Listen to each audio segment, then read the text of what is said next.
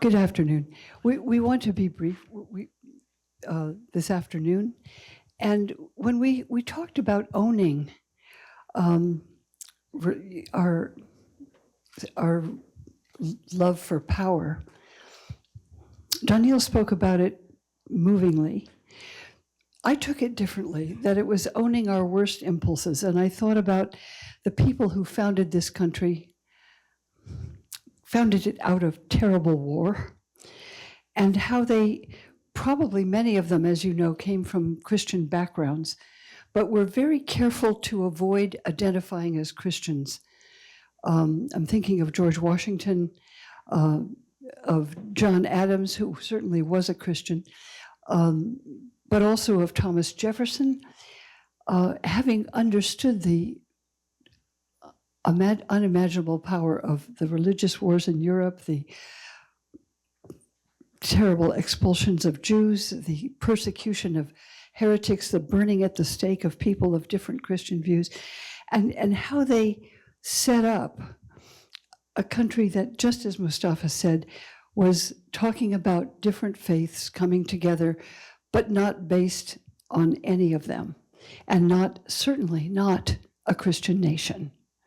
And that's so important. I know that most people here are familiar with George Washington's famous letter to the Jewish congregation in Newport, written in 1790, when people at the congregation in Newport, a well-established synagogue, asked him to consider tolerating Jewish people in this country.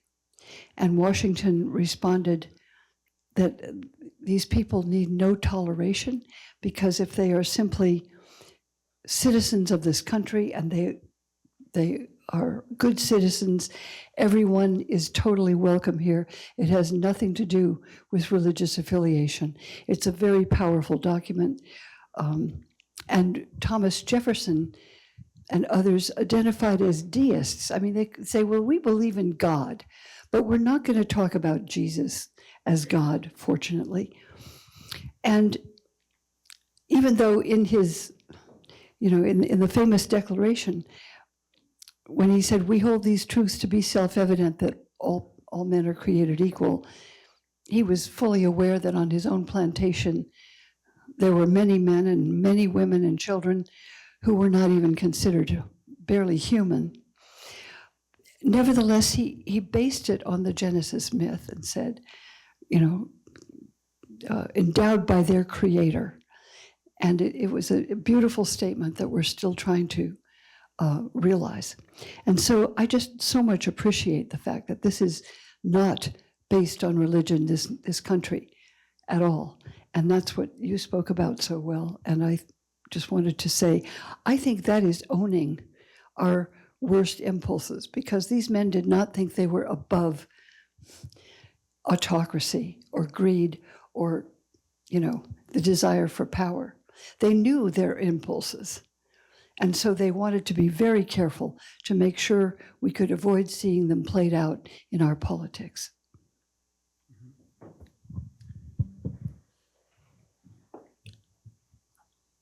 Thank you. Well, I told you everything I know. I don't know what I'm supposed to say now. Kidding. But a few thoughts. For 2 decades, I've been engaging with both Muslim and Western audiences, and finding myself trying to tell that the other guys are not as bad as you think, because there's that prejudice against the other side in communities. And ultimately, what I've come to realize is that people need a reason. When you have power, right, you become not sensitive to the way the people criticize power. You think, well, I have power, why not use it, right? And ultimately, we need a moral argument against that. And I think the ultimate moral argument in human history, and I think in our religious traditions, is the golden rule, like, do not treat others as you don't want them to treat you. Like, you have power, okay, but if somebody had power, ultimately, would you want them to be ruthless with their power and coming after you? And you wouldn't want that. So if you have power today, you have to allow being constrained, within that power. Now, would be the examples of those? Imagine like Christian nationalists. I mean, they want a Christian country. Like the question would them to be, do you want Christians in the world that are in minorities in India, for example, want to suffer under Hindu supremacism, which is happening, by the way, in both Muslims and both Muslims and Christian minorities in India are challenged by a growingly assertive Hindu supremacism. You don't want that. You want equality for them, right? I mean, if you look at it from their perspective. So you should not do the same thing here in a mirror image to the minorities here. Because if you do that, that guy will be vindicated. So that's what everybody's doing. Why not? Unfortunately, people have a tendency to ask for tolerance and freedom and understanding when they're the minority. When they become the majority, especially a powerful majority, like, you know what, we don't care about these kind of stuff. This is our country. We do what we want.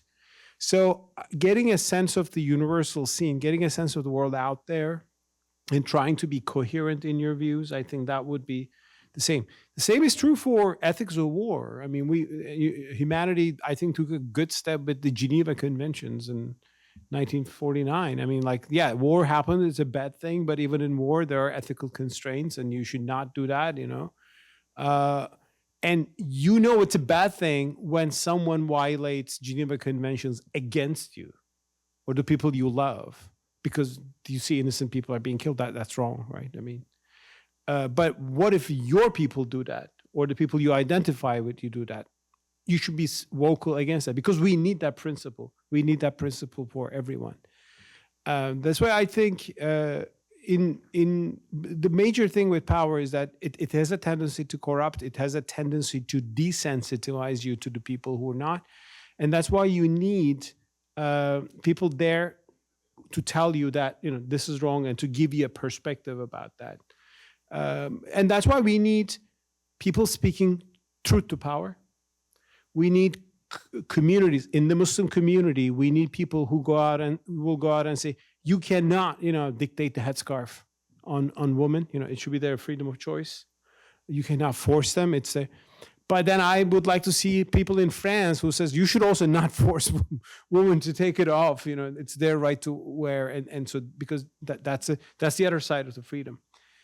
So I think. Now we don't do that. We retreat from that universality of principles. It comes to whomever powerful, gets it, and why not? It's our turn, right? I mean, nationalists typically do that. We suffered back in the past. Now it's our turn, and we don't care about what happens. But that is always a bad route, because it starts to corrode your own character, and ultimately you build a resentment which will come after you somehow. I mean, we will discuss this more on nationalism, for example. I've seen this I'm coming from Turkey, which is a country with a lot of nationalism for 100 years. And I had these conversations about, for example, allowing our Greek minority. Turkey has 5,000 Greeks left. I mean, it's just a tragedy. I mean, there were hundreds of thousands of Greeks in Istanbul, but it reduced to 5,000. And I had arguments against Turkish nationals, saying, let's allow them the full religious freedom they have. If they want to call themselves ecumenical patriarchate, let them allow it. I mean, it's not our problem. It's their theology, or so many. But they say, but Greece is oppressing our Turks on the other side, which is also true to some extent. And I'm saying, why are we having this game that we are oppressing theirs and they're oppressing ours? Why can't we all move towards a future where we don't oppress that, which in both sides would require a self-criticism of the chauvinistic nationalism and a constraint of power. And you see the value of that when you see the both pictures. That's why I think, discussions around power always need a perspective that is beyond itself and judging itself with some broader framework, an international law, a humanitarian perspective, UDHR, all the great natural law from our religious traditions. Yeah, that's what come to my mind when we discuss these issues. Thank you. Thank you. Each one of us hears the topic slightly differently. As a Jew and an Israeli, one of the great challenges we have in owning power is owning that we're powerful. We're not anymore the diaspora Jew. We're not anymore, this is not 1935. This isn't Auschwitz. We're not on one side of the checkpoint. We're actually manning the checkpoint. And how does a society which was used to being powerless come to terms with the fact that it's powerful? And what's remarkable is how difficult it is. How difficult it is. It's like, it's almost it's a narrative that as a people you have great difficulty even internalizing, like internalizing that you won, victory even. Like, we won. So can't you just, but how could I win?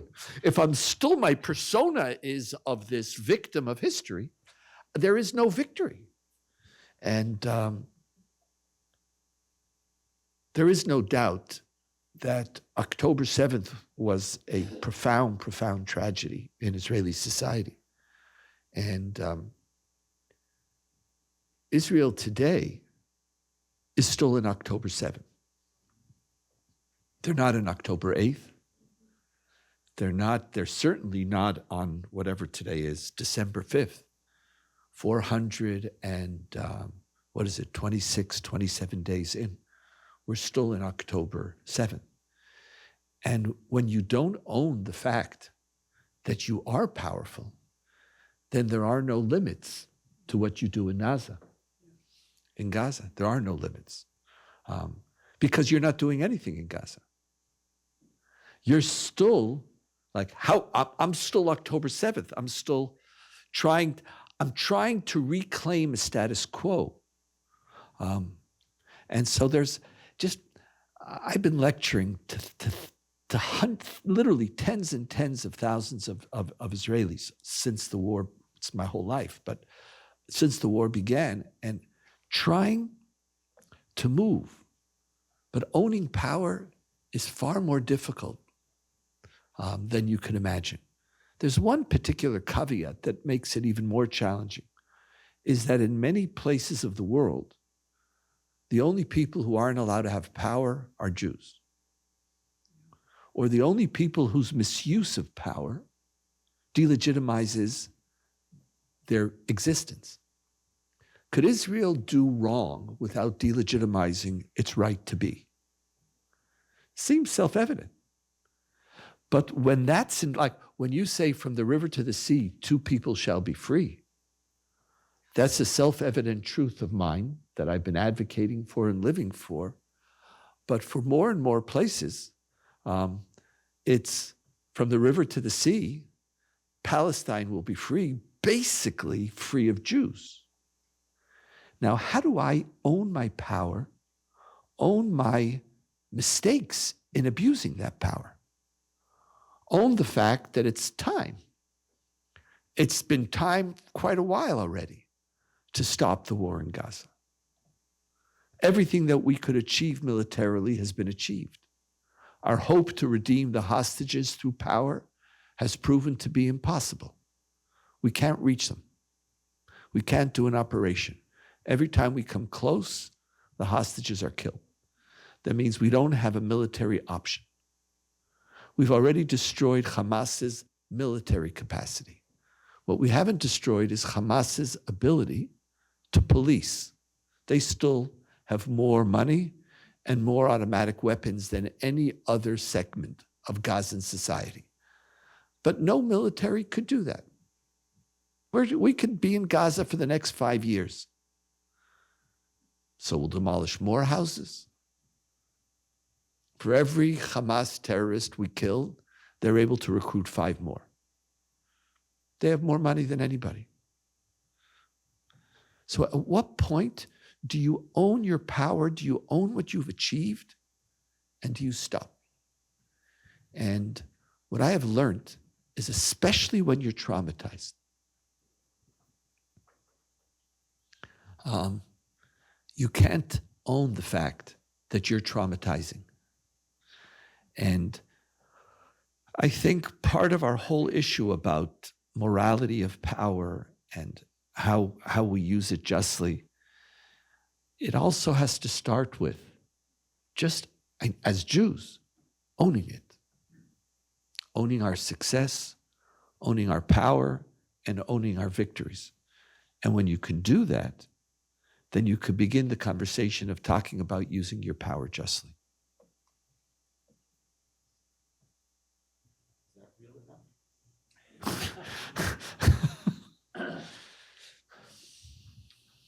Comments, questions? Yes, here.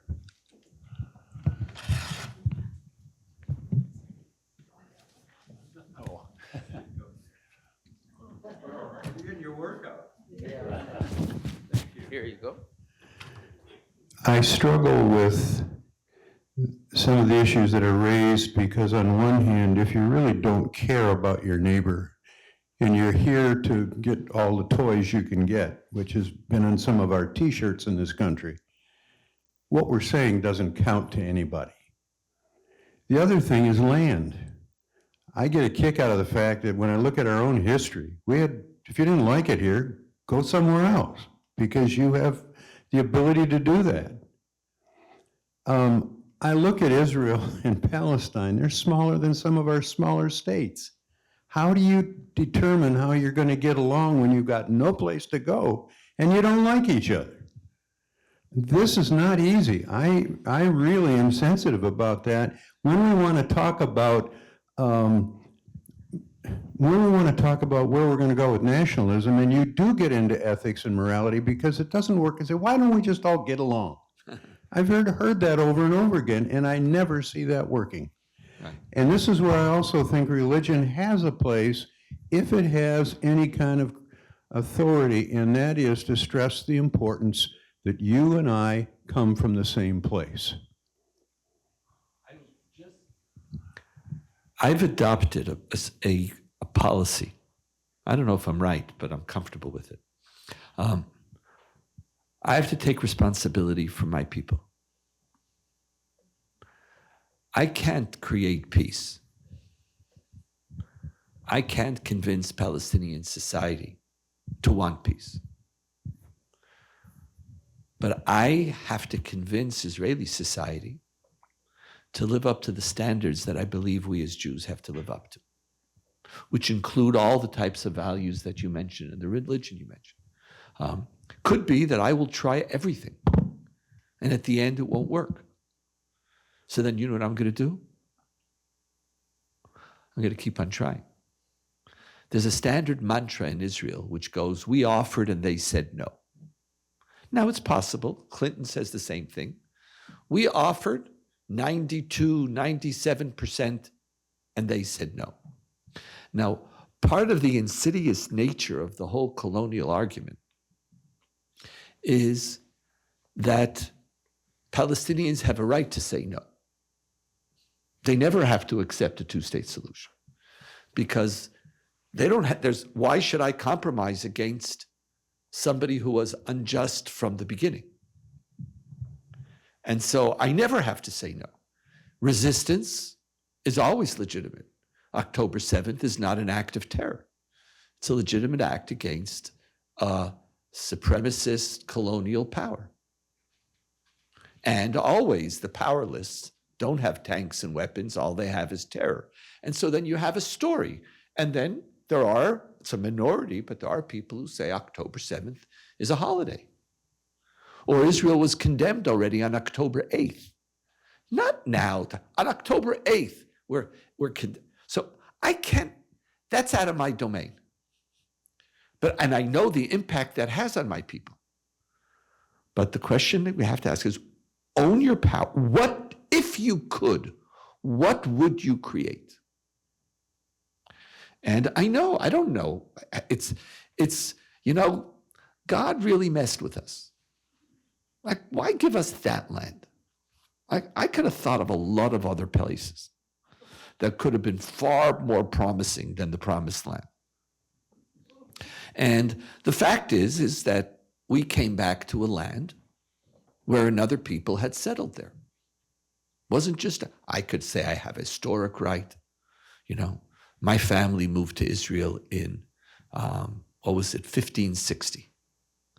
Lived there for 100 years and then moved back in 1830. I've been there, but it's not an empty land.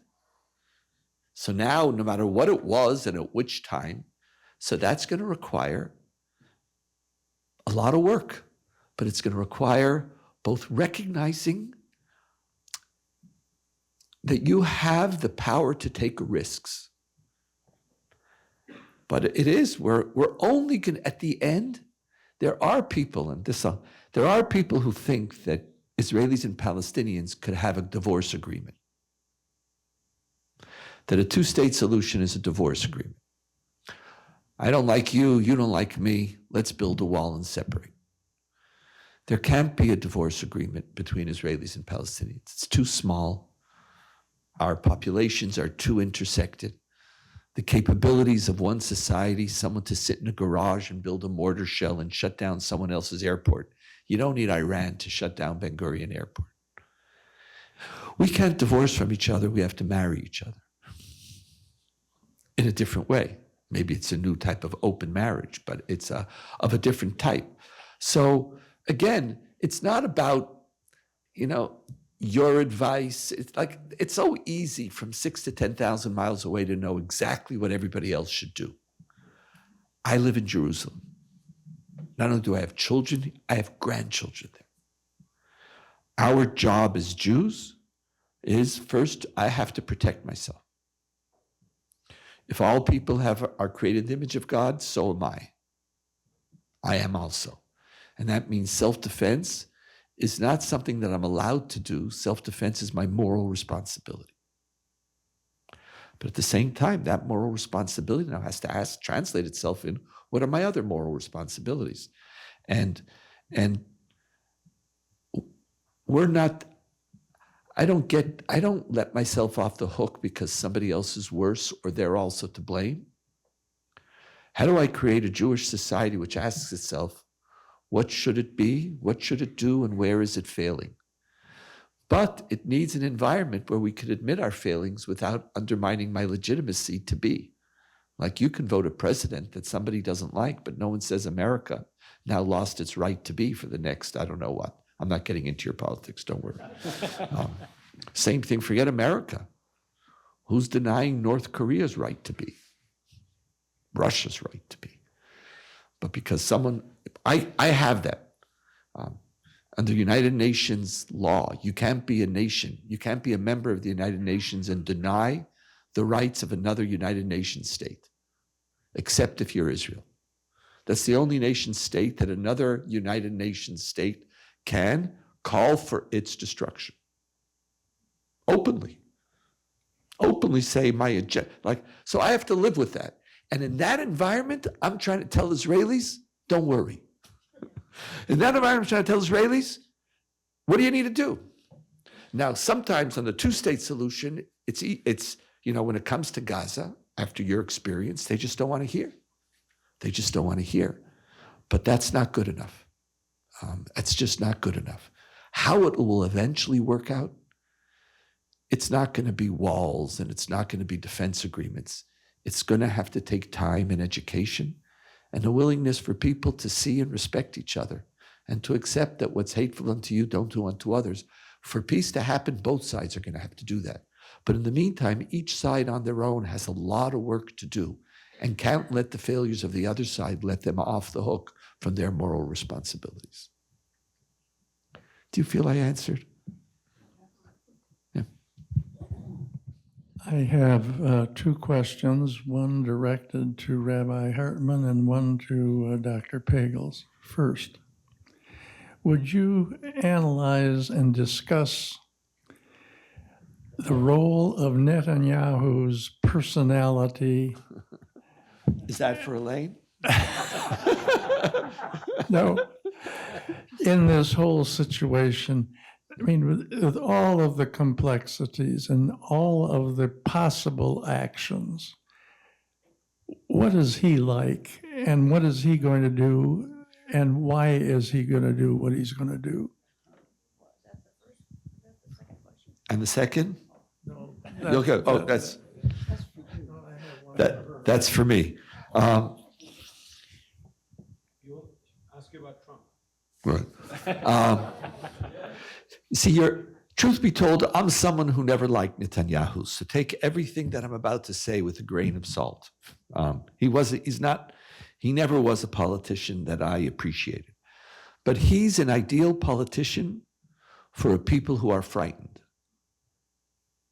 He's the politician that a large percentage of Israelis feel, if our lives are endangered, I'd rather he be prime minister than somebody else. He's the prime minister for the basic level of the Maslow chain. And he's also the prime minister who says, I'm going to give you a basic, decent status quo, and then I'm going to protect you. So that's what he ran on, and he did that very effectively. Right now, there's a lot of people trying to analyze what's motivating him. One thing that's clear is, again, I don't know how much you want to get into Israeli political life, but as an Israeli, when our kids are in danger, that is known as holy time. All politics have to be put aside. All personal considerations have to be put aside. You have to realize we have a forced draft.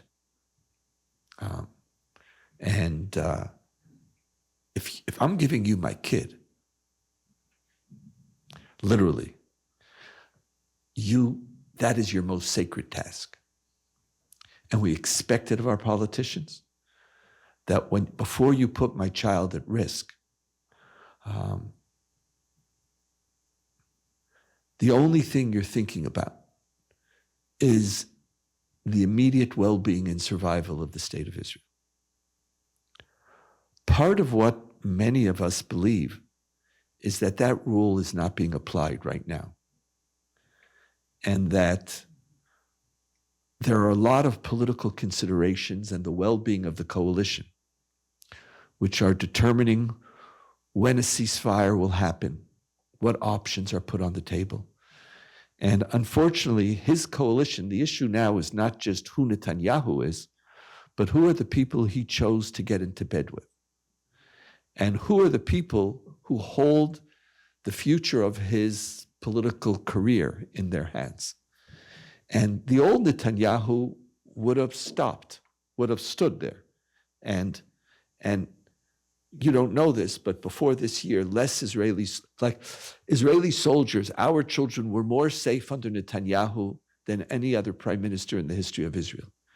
He didn't use power. Military power was used only to the extent that it maintains the status quo. No, I'm not saying that status quo includes the occupation of the Palestinian people, but it was not war. But right now, Netanyahu is motivated by very, very different considerations. And I think it's harming Israel right now. It's harming Israelis, it's harming Israel, it's harming our place in the world. It's not who we ought to be. He's so far from representing, in my mind, the type of Israel and Zionism that I love and am committed to being a part of. And so my job is to teach, my job is to talk, my job is to try to educate, my job is to protest. He will now be in power until November, December 2026. His coalition is strong. That's there. The interesting question, which goes to your politics, is what is the Trump effect on Netanyahu? The one thing that you all have to remember is Trump was somebody, and I'm not talking about whether Trump is good for America or not. You didn't bring any of us here to talk about that. We're not going into that. But the only thing that it's important to remember is that Trump got Netanyahu to agree to the formation of a Palestinian state. And Netanyahu formally agreed to a Palestinian state. But everybody, the minute Trump, what's known as the Trump peace plan, but there's a whole group of people that the minute Trump puts something forth, it is by definition wrong. So it wasn't, no one even read it. No one even knows. Like if you ask the average, ask the average, even someone knowledgeable about the Middle East, what's the Trump peace plan? They don't know. No one even knows. And Abu Mazen saw that the Trump peace plan did not have the support outside of the Trump camp. And he said, I'm not even responding to it. And 6 years ago, we would have had a Palestinian state with a capital in Jerusalem if the Trump peace plan was considered. And whether Trump is going to put that back on the table as he tries to negotiate a new deal and bring Saudi Arabia into the Abraham Accords. Paradoxically, while Netanyahu, I believe, is doing great harm, he's actually a prime minister of Israel who could sign that deal. And there aren't many other prime ministers of Israel who could sign that deal. Most of the reasons why they can't sign it is because if he's in the opposition, he'll be against the deal. But and then he'll create pressure not to accept it, call it betrayal, and the whole story. But if he's in power, it is possible that if Donald Trump wants to do what Donald Trump did, and one of his great foreign policy successes, he wants to expand on it, there are chances that this problematic leader called Netanyahu might be the perfect person to be in power right now. And while I'm not a prophet, just watch what's going to happen somewhere around May. It'll take a few months, May, June, maybe April. Watch and see. We all might be quite surprised. And being a rabbi, why can't I pray and hope for, like, reality doesn't limit me. But by the way, it is possible. Thank you. You were discussing the founding fathers and no religion brought into the discussions except that we're going to allow all religions to practice. I have the impression that was what was in the Constitution. But the American population and much of the power structure was Protestant. The educational institutions, the first ones, were Protestant. As the westward movement started, all these colleges were founded by denominations. There was a strong, as you know, when the Catholics started coming in, there was, except in Boston, there was a strong know-nothing anti-Catholic, but the Constitution protected them. So it seems to me that our nation really has a Protestant base, that's what culture, that affected our culture well into the 20th century. Do you agree with that or disagree with that, and why? That sounds accurate to me. And what it doesn't suggest is a particular form of government. I think the problem that Protestants have had with the Catholic Church is a hierarchical arrangement, which looks like the kingdoms of the past, with an autocratic person at the top who is authorized by God to say what God once said, right? And what I appreciate about Protestants is that most of them don't see it that way. But they do allow for that possibility too, just because of the terrible damage that happens when any one group excludes others, unless those others are harming other people.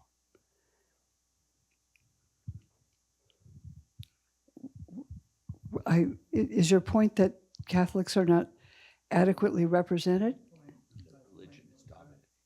Well, their religion, there's, The whole culture was Protestant and wasn't very accepting of Catholics. It did accept Catholics, particularly in Boston, but it wasn't something, Catholics were not looked upon as equals or favored, that they were really kind of discriminated against in our Protestant society. very likely. I mean, the religious wars of Europe didn't vanish. The Catholic Protestant divides, and then Protestants fighting other Protestants, and hanging Quakers who advocated, say, abolition of slavery. Some of them did, and some of them didn't. I mean, all of those groups are divided. So yes, I think old prejudices play into this country. There's no question. George Washington's letter. Even after George Washington's letter, that doesn't stop people from nurturing old grudges, but at least it keeps them from making them into law.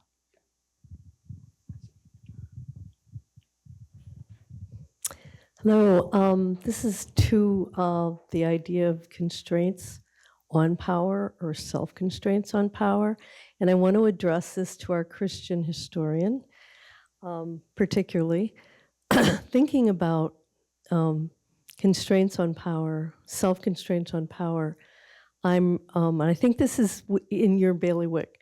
I'm reminded of the slave Epictetus in Rome, bringing the Stoic philosophy to the Romans, which allowed them to accept Christianity in a way they could accept it, and end the 300 years of oppression of Christians because they constrained their power through the philosophy and the example of Epictetus.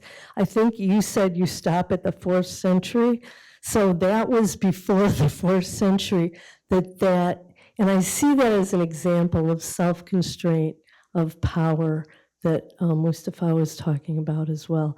So if you can address that at all. Hello, I'm not familiar enough with the effect of that, Epictetus's words, so I don't really feel authorized to speak to that.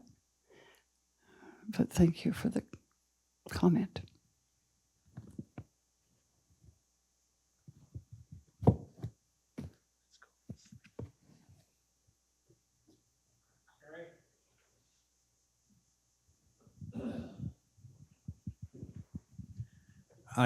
Before I say this, I apologize, mostly to the rabbi.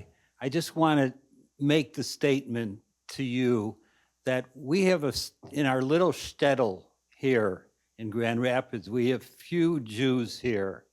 Over a year ago, after October, we had a protest here that the entire community, many people here were there, showed up, came downtown and said, "Free the hostages." The media showed up, every channel showed up, the newspapers showed up, everybody said, "Free the hostages." People said, "How about this?" And we said, "No, free the hostages. Let's not talk about other things. You have one goal, and that is to free the hostages." The hostages, we never thought we'd be in this situation here, but we were proud that there were no counter protests. There were no people saying, "How about my rights?" Everybody in the community came out, stood out. We had security there. There was no need for it because we all said, "Free the hostages." It didn't happen. And I think because once you bring in lots of issues to the table, things get very, very, very difficult. So this really isn't a question, just comment.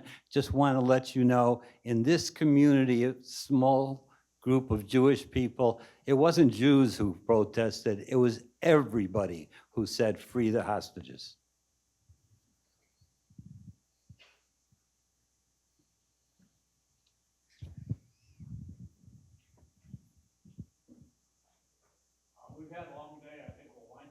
Pretty soon, I'm going to ask each of the people to give kind of a final statement, and then we'll close today's session, and then hopefully see many of you back at 7:00 tonight. Who wants to start? I can start. One thing I've observed over the years is that communities feel, in terms of when you have a conflict of two peoples, people feel the pain on their side very well, but not always see or even want to see the pain on the other side, right?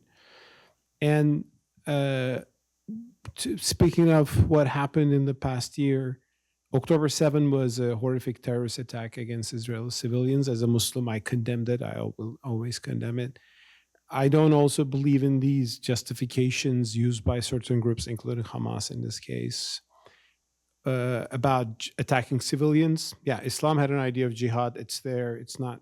It's there, but it always meant wars between armies. To attack innocent civilians intentionally and call it jihad, that's actually a perversion that appeared in the past couple of decades. Palestinians have a right to resist, but not by killing intentionally civilians, as it happened on October 7 or during the Second Intifada, for example. So I've been clear about that, and I understand how painful has it been for the Jewish community, for Israelis. But then I have seen what's been happening in Gaza so far, and 20,000 children have been killed, according to UNICEF, and hundreds of thousands have been starving, in very limited aid allowed in. 40,000 people in total, and more on Lebanese side. And I understand that, governments have a right to respond to terrorism, but how you do that is, I think, a crucial issue. Americans made some mistakes after 9/11. It took for a few decades after that to see we went too far in Iraq, or I think Israelis may have gone too far too. And I was heartened to hear some comments from our friends who say, yeah, it went too far. And the point is, how do we end this? I feel the pain on the Palestinian side maybe even more deeply because I'm a Muslim. I look at my own kids and seeing them well fed and feel for the kids in Gaza every night. Honestly, it's not been easy to watch all this. How do we end this? People will say, who's to blame? The other guys are to blame. And both sides say that. Because they're colonial settlers, everything is fair game and we can do all of that. Because they're terrorists and terrorist supporters, everything is fair game. Both are very horrific views. A children is a child, right? Every child is innocent, purely, right? It doesn't matter whatever nationality or whatever his father thinks, or, so we should establish that. And how do we end these things? The thing is, people define this as a colonial thing. I object to that, as you rightly say. Israelis don't see Israel as a colony. It's their homeland that they returned to 2,000 years later. I understand that sentiment and devotion. But for Palestinians, they were there for centuries. It's their land too. So two people deeply feel that this is their land in situations like this, which I've seen in all Ottoman territories. Like in the Balkans, and Turks and Armenians had a version of this, horrific version of 1915. And again, both sides only felt their pain, but both sides had pain. Turks only remember their pain still. They don't want to see what happened to the Armenians. You either go on with this by both sides bleeding and ultimately horrific acts of destruction and expulsion and killing and all that, or if you're lucky and if you're wise enough and if you have wise leaders and maybe superpowers that are helping rather than unhelping, you might have something like the Dayton Agreement. Do you feel that? There was a horrific civil war and a genocidal persecution against Bosnian Muslims in former Yugoslavia in 1992, 1995. At the end, luckily, it ended after 3 years of war. Dayton Agreement allowed a solution that you describe. Rabbi Doniel, Serbs and Bosnians are still there. Maybe they're not in love with each other. They know what happened. But, you drive from Sarajevo, you pass the mountain, you go to the Republika Srpska, Serbian side. I still don't shop there, honestly, because I feel very Bosnian. My wife is Bosnian. I feel Bosnian. But, I'm happy that there is peace. I think, and I know there are good people there too who would be critical of what happened back then in Srebrenica, and some nasty people there, ultra-nationalists. I don't like them, but I'm glad that nobody's killing each other. So we should aspire for something like that, unfortunately, which Bosnians had a leader I deeply respect, Ali Izetbegovic. He was a great political leader and a Muslim intellectual too. I think he's one of my heroes. He said, when he was signing the agreement, he says, this is not maybe justice, like what we ultimately deserve, but it is peace, and I choose peace, right? Palestinians can say, look, this was all our country 100 years ago, but wars change borders. This is human history. Maybe you cannot, go back to your original ideal. And I'm sure in Israel, there's some people who want to get it all. This is all Judea and Samaria and period, and this is all our land. But, well, maybe you will not be able to do that. Or maybe you can still have it all in the sense that it's one country, maybe a confederation. That's the status of in Bosnia. I think you should still aspire for that. But to be able to go there, you should see the other side as human beings, right? With their frustrations, with their anxieties, their fears. They fear for their children too, and their children are suffering and they're crying for those children. I think we lost that, unfortunately, on both sides. So inshallah, let's still hope for it. And it's been a painful year. With Netanyahu and Trump, I don't know how the world will look in the years ahead. But still, I think that's the ultimate goal we should do. The alternative is scary. Bleeding, and ultimately the Ben Gvirs and Smotrichs of the world maybe becoming the new game and really doing the transfer that they've been willing to do, which would be a horrific thing. God forbid. Thanks. I don't have anything to add to the political insights that I've heard from Mustafa and from Daniel. Just one very personal comment. I think every woman here, whether or not she's had children, will know it's very hard to bring a human being into the world. It's cost many women their lives, especially in the past. It still does. And if men understood that, I don't understand how they engage in this kind of killing to solve disputes at this time in our history. I don't understand it. That's just an emotional comment. So I'll pass it on to Donnie.